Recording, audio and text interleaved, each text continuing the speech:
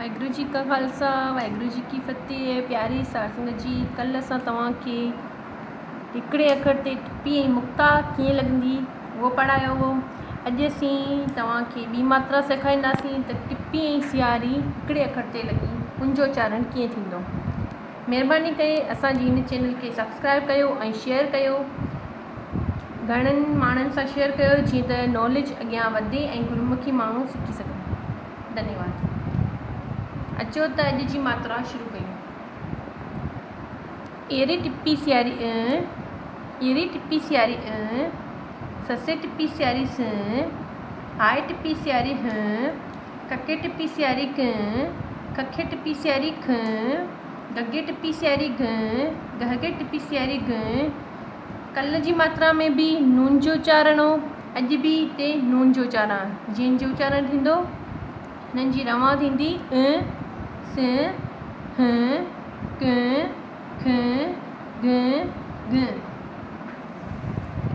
ङङे टिपी सियारी ङ, चचे टिपी सियारी च, छछे टिपी सियारी छ, जजे टिपी सियारी ज, जहजे टिपी सियारी ज, नने टिपी सियारी न, टटे टिपी सियारी ट, ठठे टिपी सियारी ठ, डडे टिपी सियारी ढ, डहडे टिपी सियारी ड, राणे टिपी सियारी र, तते टिपी सियारी त, थथे टिपी सियारी थ, ददे टिपी सियारी द, दहदे टिपी सियारी द, नने टिपी सियारी न, पप्पे टिपी सियारी प, फफे टिपी सियारी फ, बब्बे टिपी सियारी ब, बब्बे टिपी सियारी ब, मम्मे टिपी सियारी म, जये टिपी सियारी ज, रड़े टिपी सियारी र, लाकण टिपी सियारी र, ववे टिपी सियारी व, रारे टिपी सियारी र।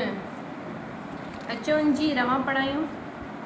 ङ, च, छ, ज, झ, ञ, ट, ठ, ढ, ढ, र, त, थ, ध, ध, न, प, फ, ब, ब, म, ž, र, ल, व, र। प्यारी साठ संगत जी, अॼु असां ॿी मात्रा बि कंप्लीट कई जंहिंमें असां तव्हांखे सेखारियो टिपी ऐं सियारी जो उच्चारण कीअं थींदो आहे। महिरबानी करे हिन वीडियो खे लाइक शेयर सब्सक्राइब ज़रूरु कजो ऐं अॻियां बि पहुचाइजो